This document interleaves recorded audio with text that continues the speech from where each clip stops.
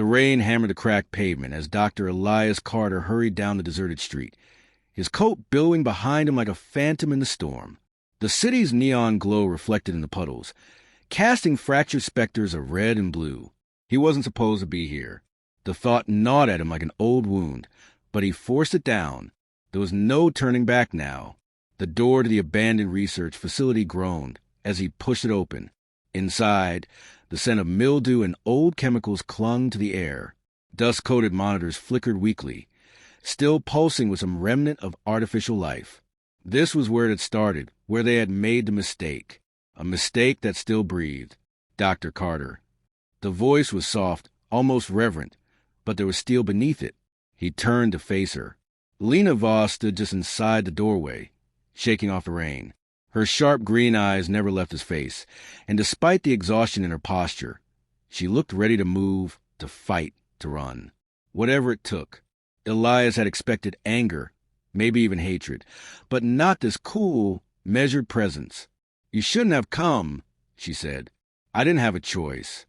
She exhaled slowly, stepping forward. "You had a choice 2 years ago." Elias clenched his jaw. She was right. He had chosen safety.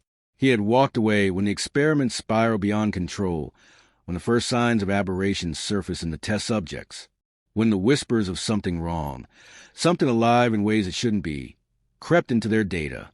But the research hadn't stopped, and neither had Subject Zero. Lena reached into her jacket and pulled out a data drive, tossing it onto the nearest table. "That's everything. Every test, every cover-up, every failure. It's worse than we thought." He hesitated before picking it up. "And Zero?" Lena's lips pressed into a thin line. "Gone." The air thickened between them. Elias knew what she meant. Gone didn't mean destroyed. Gone meant unaccounted for. The old terminal hummed to life as he inserted the drive. Lines of corrupted code scrolled past the screen before stabilizing into reports. Anatomical charts, metabolic anomalies, footage from the containment room. Elias watched, his pulse quickening. The screen showed a figure curled in the corner of a reinforced cell. The body was human, but only in the vaguest sense. 2 long limbs. Too much darkness where eyes should have been. A presence that made the air seem thinner. Then it moved. The feed cut to static. Where was this recorded?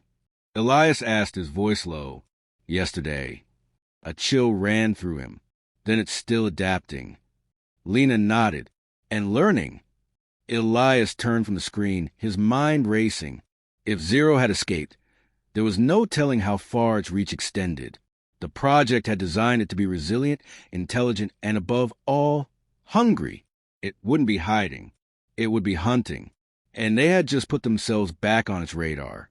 The air in the facility was stale, thick with the scent of old circuitry, and something else. Something metallic, almost organic. Lena shifted her weight, her fingers resting on the worn grip of her sidearm. The silence felt wrong. Not the emptiness of abandonment, but the kind that suggested something unseen was listening. Elias hunched over the monitor, scrolling through logs, his brow furrowed. Each file was another piece of the puzzle, but none of them explained how Zero had breached containment. The security footage cut out at the critical moment, and all that remained were fragmented sensor readings. Spiking vitals, erratic heat signatures, then nothing. "It didn't just escape," Elias murmured. "It erased itself." Lena tensed. "What do you mean?" "The data, it's been scrubbed. Not just corrupted. There's intent behind it." He leaned closer, scanning the anomaly reports. Zero isn't just hiding. It's covering its tracks. She exhaled sharply, scanning the room's corners, as if expecting something to emerge from the dim recesses. "So, we're not dealing with an accident. It's thinking ahead." Elias didn't respond, but the tightness in his expression was answer enough.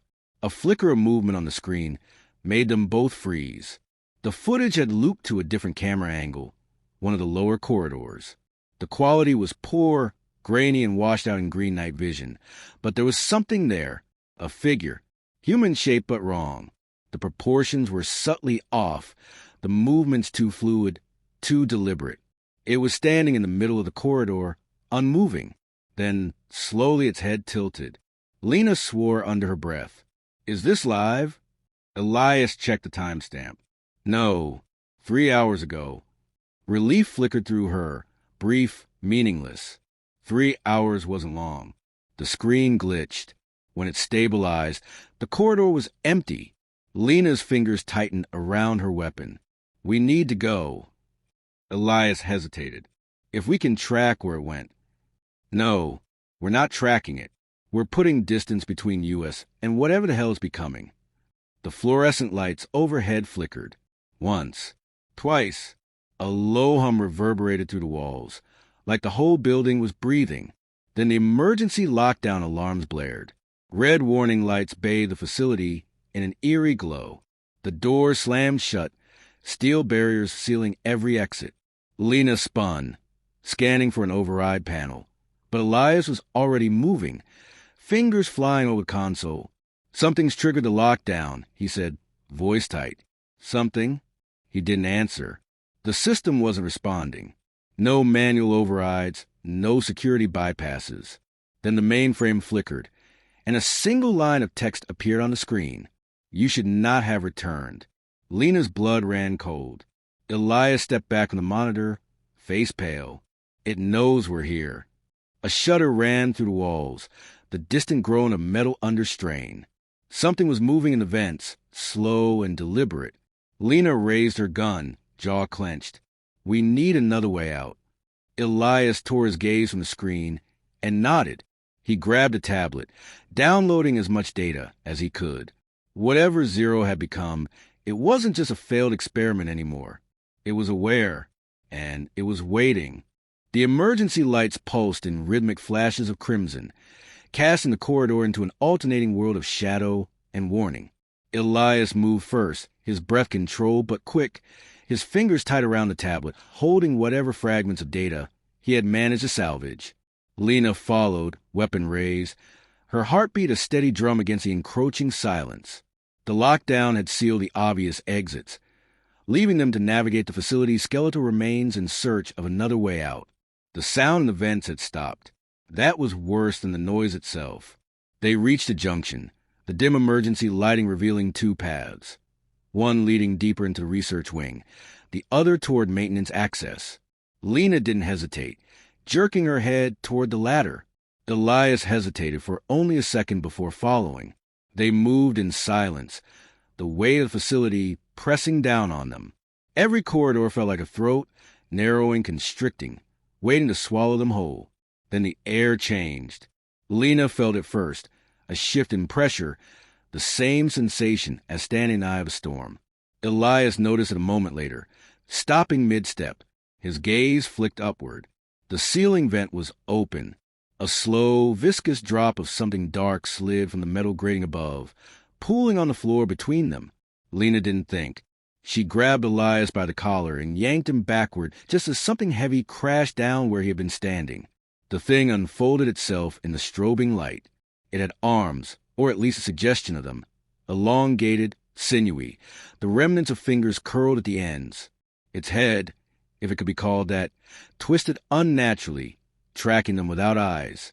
The body was humanoid in only the vaguest sense, its form shifting in subtle, unnatural ways, as if it were still deciding what shape to take. Zero. It didn't lunge. It didn't roar. It simply moved, too fluid, too quiet. A predator that didn't need theatrics to kill. Lena fired. The shot cracked through the corridor.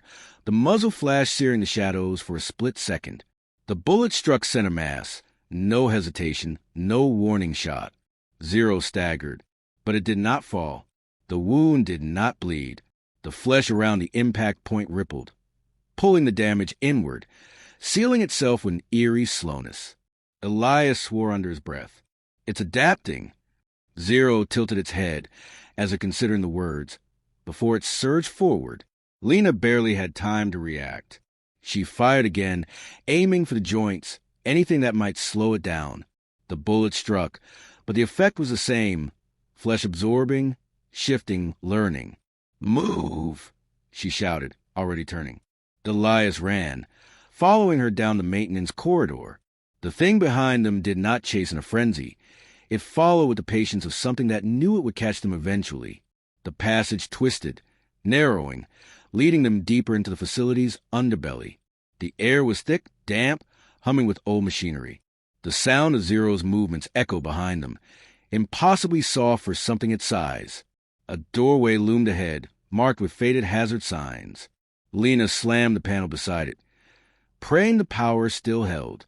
The door hissed open, revealing a dimly lit storage chamber lined with industrial piping. They stumbled inside. Elias turned, slamming his fist against the emergency close function. The door slid shut just as Zero reached the threshold. For a moment, all was still.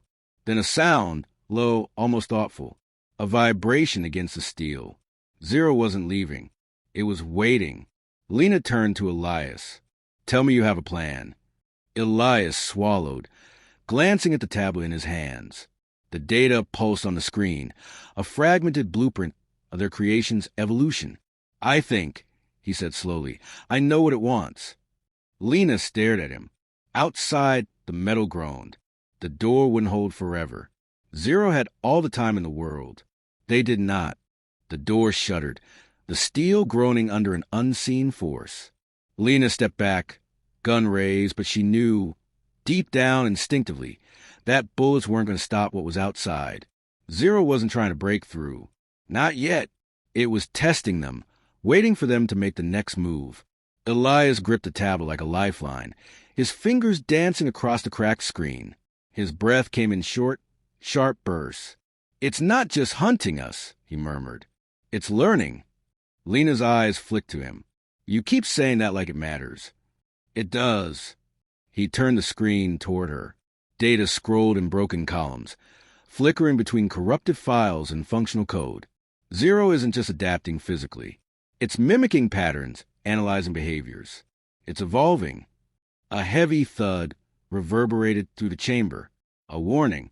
Lena exhaled slowly. "So what does it want?" Elias hesitated. Then quietly, "To be more." Something cold curled in Lena's gut. Elias tapped the screen again. "Look at this. Neural mapping sequences. The original research was designed to accelerate cognitive function, to force evolution along artificial lines." His voice was tight, almost frantic. "We didn't just make something stronger. We made something aware." Lena felt the weight of the words settle over her. She had spent 2 years running from this, telling herself the project had been shut down, that the horrors buried in its depths would never surface. But Zero had survived, and it had not remained stagnant. The door groaned again, a warping sound, as if the metal itself was second-guessing its own solidity. Lena's grip on her weapon tightened. "We need a way out." Elias scanned the chamber, his mind working faster than his breath. Then his gaze landed on the auxiliary panel near the back wall, a secondary power relay, old but functional. He moved before he could second-guess himself, crossing the room in quick strides. Lena followed. "What are you doing?" "If we can reroute power, we can trigger an emergency override, shut down the entire lockdown sequence," Elias explained. His hands were steady now, purpose overriding fear. "That should unlock the maintenance shafts. They're our best shot." Lena didn't question him. Instead, she turned back toward the door, toward whatever stood on the other side. Watching, waiting. She could feel it now. Not just the presence, but the intent. A slow, creeping certainty that Zero wasn't simply hunting. It was listening, measuring, adjusting. Elias worked quickly, rerouting power through the aged system. Sparks jumped from exposed wiring, the scent of burning metal sharp in the air. The facility trembled, something shifting deep within its mechanical veins. Then the lights flickered. A mechanical groan reverberated through the structure. A hiss filled the chamber. The door panel blinked green. Lena grabbed Elias's arm. "Move." They sprinted toward the far side of the chamber as the steel door behind them began to bend inward, warping under a slow, deliberate pressure. Zero had decided to stop waiting. Elias reached the maintenance hatch first, yanking it open. The tunnel beyond was dark, narrow, leading into the facility's forgotten veins. Lena glanced back. The door gave way with a screech of twisting metal. Zero stepped through. For the first time, she saw its face, or rather, the shifting mockery of one. It had taken pieces, elements of human features, stitched together in ways that did not belong. A mouth that moved too smoothly, eyes that did not blink. A thing trying to understand what it meant to be. It looked at them, then it smiled. Lena shoved Elias through the hatch. They didn't stop running.